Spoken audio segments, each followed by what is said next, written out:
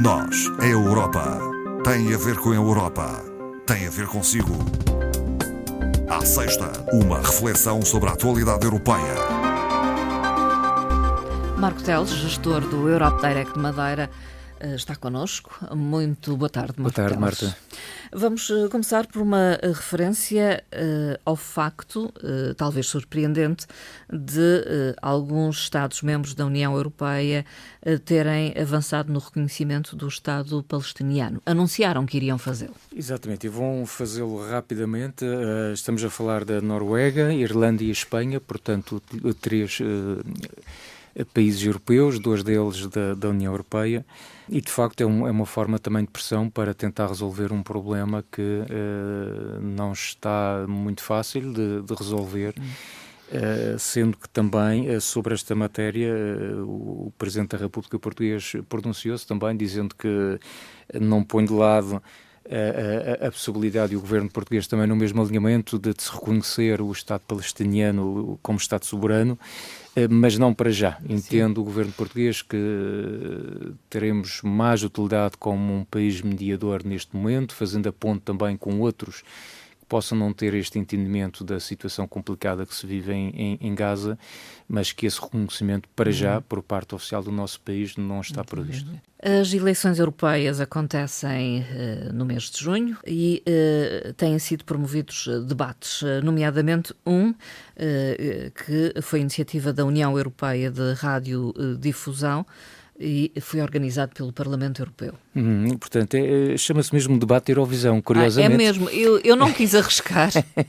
Não, pensei, bom, vamos falar do festival. Associamos ao festival, mas canção. Curiosamente, aqui uma pequena curiosidade, esta União Europeia de Radiodifusão é exatamente a instituição que promove, efetivamente, aquele festival que todos nós conhecemos como Eurovisão, que, aliás, e que também foi polémico este ano foi extremamente polémico. Eu acrescentaria mais qualquer coisa, eu diria que foi esotérico, excêntrico, enfim, mas por respeito por quem gosta de música e daquele tipo de espetáculo não me vou esticar nos comentários, mas extremamente polémico, sobretudo aqui por uma questão, já agora que estamos a falar do Eurovisão Festival, pela decisão que também tomaram de proibir a utilização de bandeiras da União Europeia dentro do recinto. Quer dizer, isto é inédito, não faz sentido algum, entretanto houve protestos, até por parte da Comissão Europeia, e já veio, portanto, a empresa justificar a razão que levaram a essa tomada de decisão e que obviamente vão repensar no futuro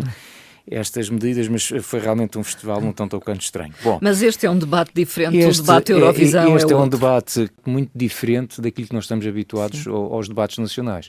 Portanto, é algo que acontece ao cronómetro, com muito civismo, com muito respeito pelos tempos, e, portanto, não se pode fugir ali ao segundo daquilo que está estabelecido. Ninguém interrompe ninguém? Ninguém interrompe ninguém. Há uma possibilidade de interromper utilizando o modelo que utilizaram, foi curioso. Portanto, cada candidato tinha 3 cartões, ou seja, 3 possibilidades que pedir para utilizar essa possibilidade de resposta, digamos assim, para durante 30 segundos responder a alguma situação que achasse que seria interessante. E, portanto, tivemos ali presentes durante mais de uma hora 5 candidatos do grupo do Partido Popular Europeu, portanto a atual Presidente da Comissão Europeia, Ursula von der Leyen, o grupo dos Socialistas e Democratas, o Renew Europe, o grupo dos Verdes, o grupo da Esquerda, portanto 5 famílias políticas. Quem ficou a faltar? O SR, os Reformistas e Conservadores, e o Identidade e Democracia, portanto, grupos políticos associados à extrema-direita que não se quiseram representar neste debate, não concordam com o modelo de eleição do Presidente da Comissão Europeia e, portanto, não estiveram presentes. Curiosamente, apesar de não estarem presentes, devo dizer que uma grande parte do debate foi em torno da extrema-direita e do avanço da extrema-direita e da preocupação com esse avanço deste tipo de partido em toda a União Europeia. Estes que participaram no debate são chamados os candidatos principais. Sim, portanto, o que é esta figura? Esta figura do candidato principal foi utilizada em 2014, apesar de depois em 2019 não se ter verificado o cumprimento integral deste modelo, ou seja, cada grupo político, cada família política no Parlamento Europeu indica quem é o seu candidato principal. E a partir daí, portanto, será à partida, em condições normais, será sempre o grupo político mais votado que à partida será esse o nome que, indicado depois pelo Conselho, irá avançar para Presidente da Comissão. E depois o Parlamento terá que se pronunciar e aí tem que ter uma maioria, de facto, dos votos do Parlamento Europeu. E, portanto, aí tem que haver realmente algum consenso.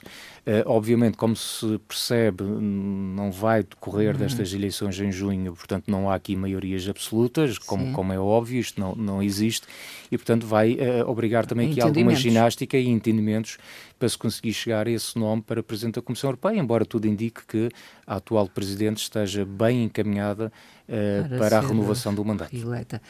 Quais foram os grandes temas debatidos, para além desse focar, enfim, na influência maior dos partidos de extrema-direita? Sim, para além dessa situação que realmente ocupou grande parte do debate, por diversas situações, os temas que foram definidos foi, portanto, economia e emprego, defesa e segurança, clima e ambiente, democracia e liderança, migrações e fronteiras e depois o tema de inovação e tecnologia. Portanto, estou a dizer aqui aos pares, mas na verdade, portanto, estamos a falar de 6 grandes temas que foram tema de análise, foram alvo de análise e de troca de opinião entre os candidatos. Eu, se me permite aqui destacar algo que me parece interessante, e voltando novamente à situação daquilo que foi a fuga a estes temas, mas que ocupou grande parte do debate da questão da extrema-direita, porque Ursula von der Leyen foi realmente colocada entre a espada e a parede, entre a espada e a parede, se quisermos, até por mais do que um candidato. Manifestado no passado disponibilidade para chegar a algum entendimento, neste caso com os reformistas e conservadores da ministra italiana Meloni. Como se sabe, tem havido esse diálogo, digamos assim. Aliás, Ursula von der Leyen disse que tem conseguido trabalhar bem com Meloni, apesar de ser de extrema-direita. Mas logo depois houve naturalmente essa pressão para saber se ela põe ou não de lado essa hipótese de haver algum entendimento com este tipo de partido, ao que ela respondeu o seguinte, que o Parlamento Europeu é muito diferente dos Parlamentos Nacionais e, portanto, por vezes é preciso fazer cedências com aqueles que querem fazer avançar a Europa. Isto quer dizer o quê? Que realmente, ao contrário dos Parlamentos Nacionais, um determinado grupo político os deputados que estão nesse grupo político não estão sujeitos a uma obrigatoriedade de uma indicação de voto, ou seja, uma disciplina de voto. Isto quer dizer que depois, dentro de um determinado grupo político, há vários partidos de diferentes países, portanto, que têm aquela ideologia comum, por isso estão na mesma família, mas não quer dizer que todos tenham o mesmo entendimento em relação à indicação do voto, por exemplo. E, portanto, é aí também que ela, de certa forma, está a dizer que teremos que esperar pelos resultados e só depois vamos ver o que é que vai acontecer, sendo certo que as sondagens que têm saído sobre esta matéria dizem que realmente o PPE lidera as sondagens, mas a extrema-direita cresce dramaticamente, e em alguns países irá obter mesmo a vitória. Em relação à participação de cada um, o que é que podemos realçar? Eu sem destacar propriamente alguém em particular ou os grupos políticos em si, acho que seria mais interessante a questão dos temas. E aí devo dizer que, por exemplo, na questão da economia e emprego, há uma preocupação muito grande com o subtema, se quisermos, da questão do alargamento. As implicações com o alargamento, o crescimento da União Europeia, somos 27, mas temos 9 países candidatos em lista de espera para entrar, e, portanto, isto vai trazer alterações na arquitetura e no funcionamento da União Europeia, e, portanto, essa preocupação existe. Ao nível da questão do ambiente e clima, acho que há um consenso generalizado que nós não podemos ignorar a emergência climática, portanto, as preocupações com o clima está patente em praticamente todos os grupos políticos, mas existe aqui uma nota que é tornar a política ambiental ou desenvolver uma política ambiental que seja aceita por todos. E isto vem a respeito de quê? Por exemplo, dos recentes, salvo seja protestos, por exemplo, ao nível dos agricultores, que se sentem particularmente prejudicados pelo esforço que estamos a tentar fazer no sentido de melhorar o clima e atingir as metas do Pacto Ecológico Europeu. Portanto, na verdade, estamos todos solidários com as questões, com o desafio climático, mas quando toca depois, em cada um, em alguns esforços que têm que ser desenvolvidos, claro claro que aí há algumas reservas e, portanto, isto é uma situação que também gerou algumas opiniões contrárias.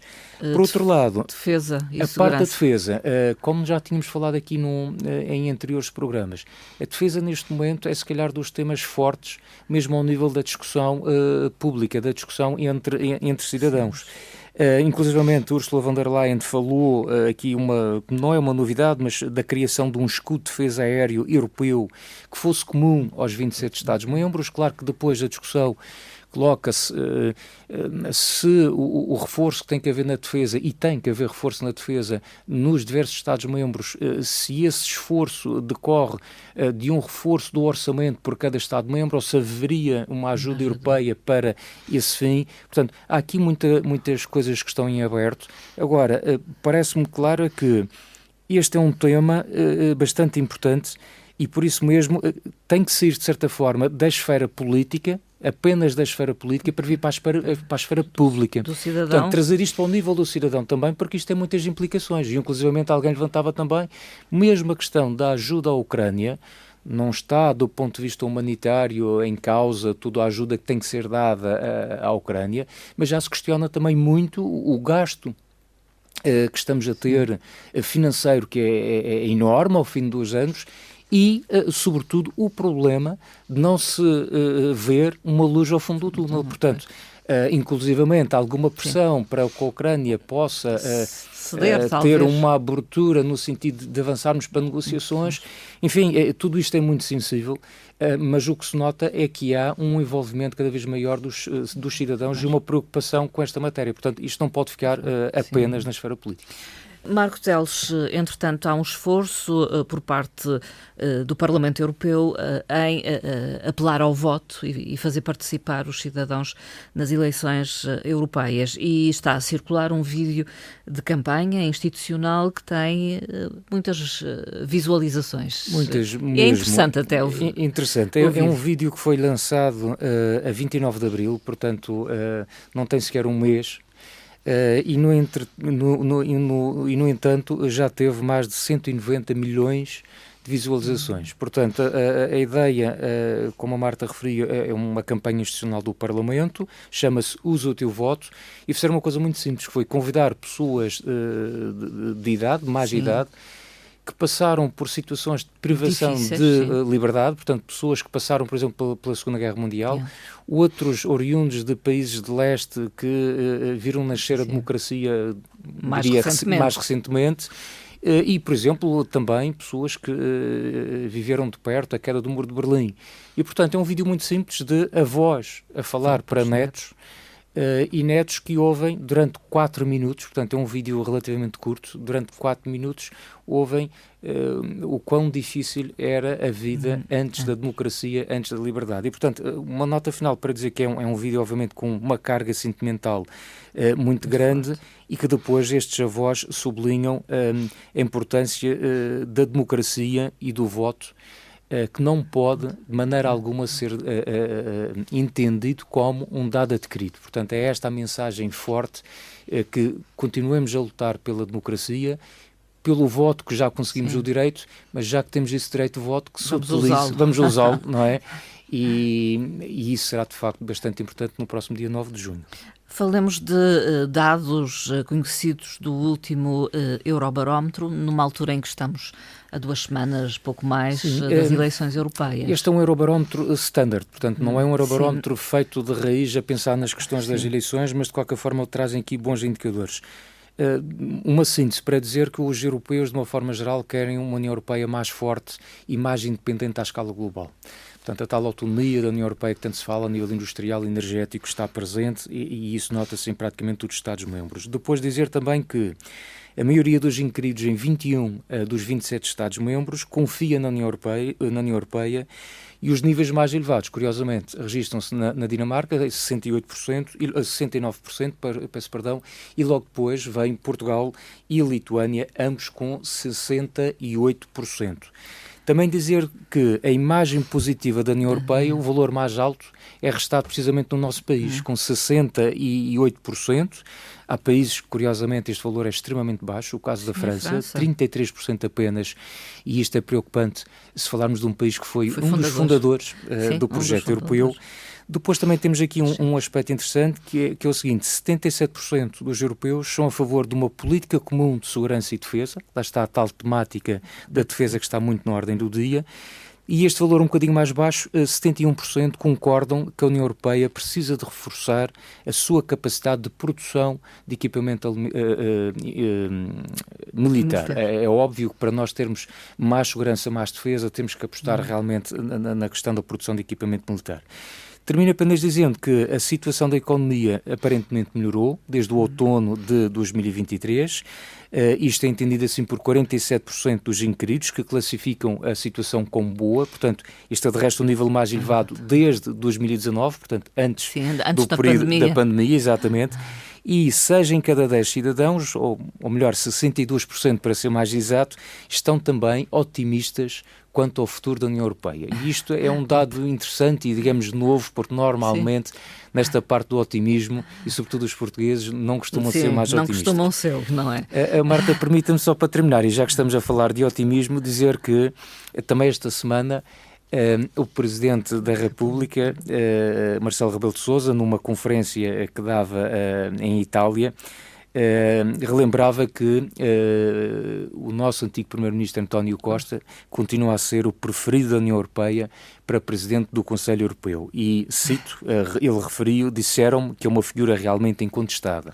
Quem lhe terá dito? Não sei quem disse, mas a questão é esta: independentemente das preferências, dos gostos pessoais, enfim, das questões políticas, naturalmente que seria muito bom para o país e uma honra nós podermos ter novamente um português ao mais alto nível, neste caso, enquanto Presidente do Conselho Europeu. Já tivemos um Presidente da Comissão Europeia. Se tivéssemos efetivamente no Conselho Europeu um português, seria ótimo e, de facto, estamos a falar de um cargo que temos que ter alguém de enorme capacidade diplomática, de enorme capacidade de negociação, porque os desafios que se colocam para os próximos 5 anos são enormes, até com os alargamentos que estão aí possivelmente a acontecer neste período de 5 anos, entre outros desafios, e portanto terá que ser de facto alguém com uma grande capacidade de negociação, alguém muito hábil a desempenhar esse papel. E ficamos por aqui na nossa conversa, Marco Teles. Voltamos depois das eleições europeias. Voltamos depois das eleições para uma análise, com certeza, ao resultado dessas eleições.